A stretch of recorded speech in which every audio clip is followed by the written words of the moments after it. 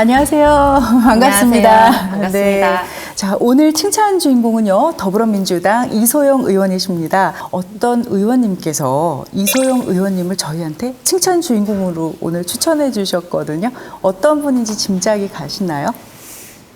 제 옆방에 있는 조정훈 의원님이라는 소문이 모락모락 튀어나오더라고요. 네, 그렇습니다. 바로 시대전환의 조정훈 의원님께서 칭찬을 해주셨는데요. 자, 어떤 마음이 담긴 메시지를 전해주셨을지 함께 영상으로 확인해 보겠습니다.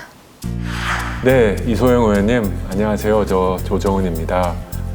이소영 의원님의 그 뚜렷한 비전 그리고 그것을 이루기 위해서 정말 온몸을 바치는 그 열정, 그리고 다른 동료 의원들과 시스템을 이해하고 설득해 나가는 그 현명한 노력 보면서 정말 많이 배우고 있습니다.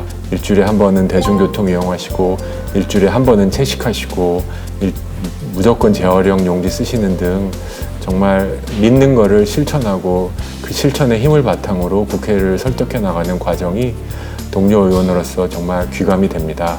이소영 의원님 앞으로 대한민국을 이끌어 나가는 정치인으로 성장하시리라 믿어 확신하고요. 저도 옆에서 계속 응원하도록 하겠습니다. 감사합니다. 조정훈 의원님 일단 칭찬해 주셔서 너무 감사합니다.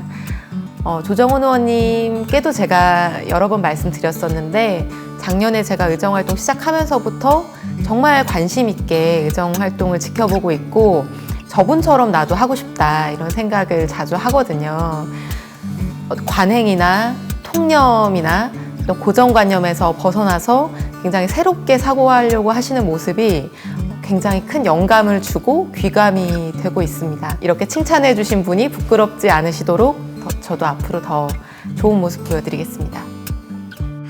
제21대 국회의원 더불어민주당 이소영 조정훈 의원이 친환경 국회 조성과 기후 위기에 대응을 위해 노력하는 이소영 의원을 칭찬합니다 하셨어요. 축하드립니다. 와. 감사합니다. 네. 조정훈 의원님께도 감사 인사를 따로 전하도록 하겠습니다.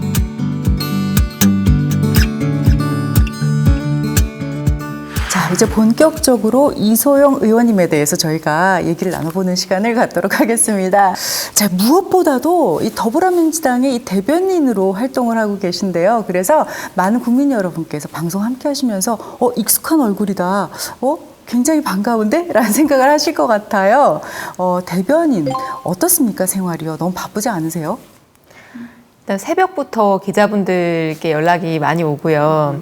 또 몇 명의 대변인이 당번을 정해서 이렇게 돌아가는데 제가 당번인 날은 하루 종일 정신이 없기도 한데요. 또 좋은 기회 같기도 하고요. 그리고 이소영 의원님 하면 친환경 국회 만들기에도 애를 많이 쓰셨다고 하는데요. 어떤 활동들을 하고 계신가요? 작년에 처음 국회 들어오고 나서 좀 놀랐었어요. 국회야말로 정말 자원 낭비가 심하고 보지도 않고 버려지는 종이들이 회기 때마다 수만 장이 쏟아지고 그게 아무렇지 않게 이루어지는 거예요. 그래서 작년에 제가 국회 사무총장님을 비롯해서 많은 분들한테 종이 없는 국정감사를 해보자고 이제 10월 달에 제안을 드렸었고 실제로 몇 개 상임위에서는 국감 때 인쇄해서 제공되는 그 자료들을 다 파일로 대체해서 좀 몇만 장의 종이를 절약하는 네네. 그런 시도를 했었고요. 예. 올해는 종이 없는 결산 국회를 해보자라고 해서 결산 심의할 때 제가 속한 산자위의 경우에는 우리 30명의 위원님들이 전부 동의를 해주셔서 인쇄 자료 하나도 없이 다 파일로 컴퓨터로 보면서 심의를 했었거든요. 그래서 이제 몇만 장의 종이가 아껴지기도 했고 또 매년 많은 의원님들께서 정책 자료집을 발간을 하세요. 근데 몇백 부씩 찍다 보니까 엄청난 종이가 들어가죠. 그래서 제가 작년에 처음 발명한 건데 QR 자료집이라고 해서 이제 A4 용지 한 장에다가 정책 자료집의 제목과 QR코드 요것만 인쇄해서 배포를 하는 거예요. 정말 국감때 이만큼 쌓여져 있는 책자들을 그런 걸 이미지에서 좀 보여준 적도 있거든요. 아, 정말 그 종이가 얼마나 진짜 많이 낭비가 될지 저 또한 이제 공감이 되는 내용이라고 생각이 됩니다. 자, 그런데요. 이렇게 환경을 위해서 노력을 하고 계시는 이소영 의원님을 여러분께서 좀 지켜보셨나 봐요. 그중에 어떤 분께서 좀 칭찬을 드리고 싶다고 하셨습니다. 그 칭찬 목소리 듣고 오겠습니다. 안녕하세요. 반갑습니다. 서스테이너빌리티를 강조하는 그런 미디어가 재밌던 마인이 코로나19를 겪으면서 최근에 재택근무를 많이 하고 있고 우리가 일하는 방식을 새로 이건 이제 제가 주로 사용하는 블룸버그라는 단말기인데 아마 많은 전 세계 환경을 기반이잖아요. 마스크도 그냥 일회용 아니고 그냥 그걸로 쓰시는. 그 기후위기에 예외가 있을 수는 없잖아요. 이 기후위기가 사실 과학인데 이 과학이라고 하는 것이 이런 근거를 가지고 추정을 하고 확인을 하고 이런 과정인데 이러한 과정이 이제 제가 일을 하고 있는 펀드 매니저에서도 똑같이 이제 이루어지게 됩니다. 그렇다 보니까 조금 더 이걸 수용하는데 어렵지 않았던 것 같고요.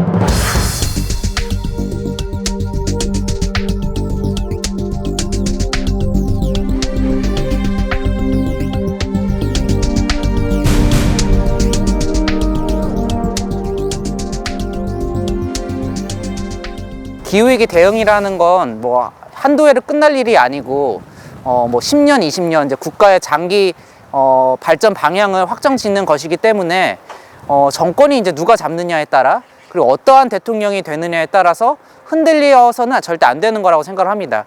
계신지 고려하고 계시다면 오늘 국정감사장에서 아리백 가입을 공식적으로 약속해 주실 수 있는지 일단 질문을 드리고 싶습니다.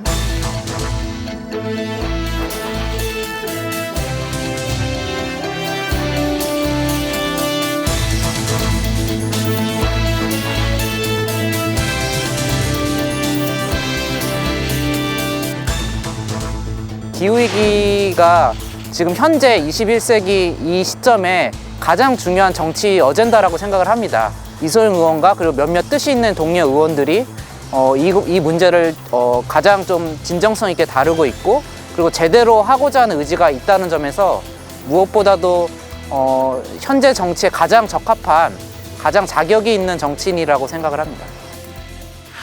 지금 탄소 중립기본법 이게 왜 이렇게 중요한가요? 우리가 기후위기 말하잖아요. 근데 정말 우리한테 이 위기를 막을 수 있는 시간이 얼마 남지 않았거든요. 2050년까지 우리가 배출하는 탄소를 0으로 만들어야 된다라고 하는 게 지금 확고한 거의 이견이 없는 이제 얘기예요. 그래서 그 거대한 도전을 하려면 거기에는 돈이 필요하기 때문에 기후위기 대응 기금이라는 걸 담았고요. 조직이 필요하고 사람이 필요하기 때문에 탄소중립위원회라고 하는 거버넌스를 담았고요. 그리고 법적, 제도적, 그리고 원칙을 선언하는 그런 내용들을 충실하게 담은 법입니다. 그래서 지금 우리가 서 있는 이 상황은 우리가 지금 당장 어마어마한 노력을 해서 완전히 방향을 바꾸더라도 이 경향성, 이 흐름을 정말 막고 지속 가능한 우리 사회, 지구를 지킬 수 있는지가 좀 불확실한 상황까지 왔거든요. 그래서 저는 지금도 많이 늦었지만 해야 될 일을 해야 된다라는 마음으로 절박하게, 긴박하게 바뀌어야 하는, 변화해야 되는 상황이라고 생각을 합니다. 기업들이 일단은 좀 많은 노력을 해야 되지 않을까 싶습니다. 이 재생에너지를 정말 써주고 해야 되는데 그 아리백이라고 들었는데요. 많은 대기업들이 동참하겠다고 좀 사인을 한 걸로 알고 있습니다. 그렇습니까? 이번 국정감사 기간 중에 저희 상임위에 증인으로 출석했던 KT하고 삼성전자가 아리백에 대해서 좀 긍정적인 답변을 했죠. KT 같은 경우에는 올해 내에 아리백에 가입하고 이제 재생에너지 100% 사용에 대한 계획을 제시하겠다라고 하는 약속을 공식적으로 했고요. 네. 삼성전자 같은 경우에도 제가 작년에도 국정감사에 이제 오시라고 네, 요청을 해서 그런 요구를 했었고 올해도 요구를 했는데 긍정적으로 적극적으로 검토하겠다는 답변을 받았습니다. 같습니다. 네. 자, 정말로 많은 관심을 좀 가져주시고요. 자, 이번에는요, 조금 주제를 바꿔서 그 지역구에 대한 얘기를 좀 해보겠습니다. 지역구가 과천시하고 의왕시잖아요. 요즘 지역구의 현안은 어떤 게 있을까요? 저희 지역이 이제 경기 남부에 있는 도시인데요. 의왕시, 과천시. 의왕은 인구가 한 16만 정도 되고 과천 한 7만 정도 되는 어떻게 보면 상대적으로 좀 작은 규모의 도시입니다. 그리고 지금 성장하는 도시예요. 광역 교통망 같은 것들은 아직 충분히 준비되어 있지 않다 보니까 서울로 출퇴근하는 분들이 굉장히 불편을 겪거나 하는 문제들이 제가 해결해야 되는 문제고요. 제가 작년에 임기 시작하고 나서 열심히 지역에 대해서 그런 문제를 해결하기 위해서 노력해 왔고, 참 감사하게도 그리고 다행스럽게도 의왕시 같은 경우에는 GTX-C 노선이 의왕역과 또 북의왕의 인덕원역을 추가로 정차하게 되면서 그 광역 교통망의 부족 문제가 앞으로 점진적으로 해결될 예정이고, 또 학교 문제 같은 경우에도 경기도에서 공립 중에서는 거의 최초의 사례라고 할 수 있는 통합형 미래학교가 의왕시에서 처음 이제 추진이 되는 상황이어서 그런 부분들을 주민분들께서 관심 있게 지켜봐주고 계신 것 같습니다. 네, 말씀을 듣고 보니까 지역에 대한 사랑이 좀 남다르신 것 같습니다. 근데요, 저희와 이 같은 마음을 가지고 계신 분이 있으세요. 영상으로 그 마음을 전달해 주셨거든요. 자, 어떤 얘기인지 함께 들어보겠습니다.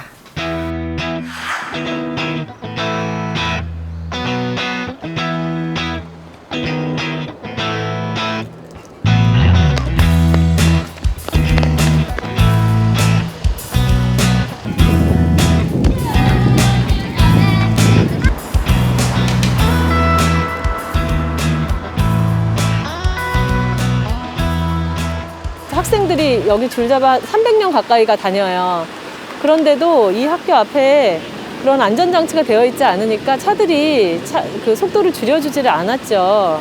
그래서 저희 학생들이 그 위험에 약간 노출되어 있는 상태인데 저희가 아침에는 교통지도를 해요. 그래서 이렇게 보호를 하지만 평소에 보호를 해줄 수 없는 그런 상황이었습니다.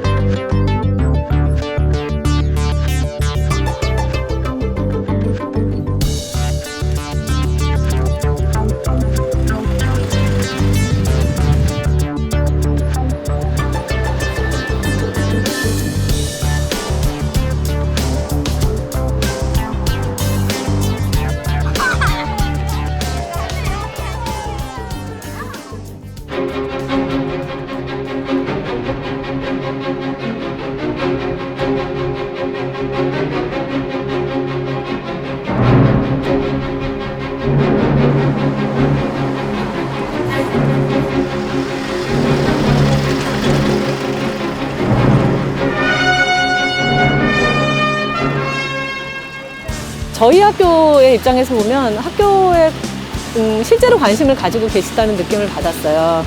그래서 그냥 뭐랄까 그냥 생각만으로 추상적으로 이런 게 아니라 실제로 이 학교에서 무엇이 필요한지, 이 학교는 어떤 관심을 어느 부분에 관심을 두고 있는지 이런 것들을 조금 살피려고 노력하신다, 이런 느낌을 저희가 가졌습니다. 전국에 대안학교가 600여 개 정도 있는데 실제로 초중등 교육법에 따라서 인가받은, 그러니까 법적으로 뭔가 인정받은 보호해주는. 학교는 8개밖에 없어요. 대안학교 중에서요? 네. 나머지 학교 같은 경우에는 그 소위 말하는 미인가 대안학교여서 어린이들이 정말 많이 통학을 하는데도 어린이 보호구역으로 그 일대를 지정할 수가 없는 거예요. 그래서 제가 작년에 이 학교에 한번 방문을 갔었는데, 근데 너무 작은 아이들이 그 학교에 왔다 갔다 하는데 방지턱도 없고, 뭐 어린이 보호구역은 당연히 아니고, 학교 근처라고 하는 아무런 표식이 없는 거예요. 네. 그래서 대안학교를 다니든 일반 학교를 다니든 아이들은 똑같이 보호 대상인데, 당연하죠. 네, 이 미인가 대안학교 다닌다고 해서 네. 그 아이들은 교통안전에 있어서 보호를 못 받고 있는 거니까 좀 부당하다는 생각이 그때 들었고, 그래서 도로교통법 개정안을 발의를 했죠. 근데 최근에 통과가 됐는데 내년 3월 말부터 이제 시행이 되거든요. 그래서 미리 잘 준비해서 이제 내년 3월 이후에는 미인가 대안학교도 어린이 보호구역으로 지정될 수 있는 그런 이제 준비를 해서 바로 그렇게 해보려고 합니다. 정말 바쁘세요. 당을 위해서도 그렇고 첫 번째는 환경을 위해서도 좀 신경을 쓰시고요. 자, 근데 21대 이 국회에서 좀 목표하는 것, 이루고 싶은 꿈이라면 어떤 게 있을까요? 일단 첫 번째는 총선 후보자일 때부터 제가 국회의원이 되면 2050년 탄소중립 선언을 이끌어내서 그것을 위한 이제 기틀을 닦겠다 이런 약속을 했었는데 선언은 이제 작년에 됐잖아요. 그래서 30년 동안 가야 되는 이 긴 여정에서 그 바퀴가 굴러갈 수 있는 도로 포장을 까는 일을 제 4년 임기 동안 잘 하고 싶고 두 번째는 제가 의왕시, 과천시 주민분들이 뽑아주신 국회의원이잖아요. 그래서 저처럼 아직 경험이나 지혜가 조금은 부족한 사람을 대표자로 뽑아주신 우리 지역 구민분들께 보답하는 사람이 되고 싶습니다. 그래서 이소영 의원이 이거는 확실하게 우리 지역을 많이 바꿔놨다라고 하는 평가받을 수 있는 그런 성과를 남기는 그런 대표자가 되고 싶습니다. 오늘 말씀하시는데도 굉장히 좀 믿음직스럽고요. 아, 그래요? 뭐 이런 표현이 좀 그렇지만 똘똘하다. 정말 아주 다부지다. 이런 느낌이 너무나 많이 듭니다. 감사합니다. 자, 이제 마지막 순서가 될 텐데 저희 프로그램에서는요. 또 동료 국회의원 중에 칭찬하실 만한 분을 추천을 해주셔야 되거든요. 네. 그 날카로운 센시티브한 눈으로 좋은 분을 좀 저에게 추천해 주십시오. 제가 칭찬을 하고 싶은 분이 국민의힘의 이영 의원님이세요. 네.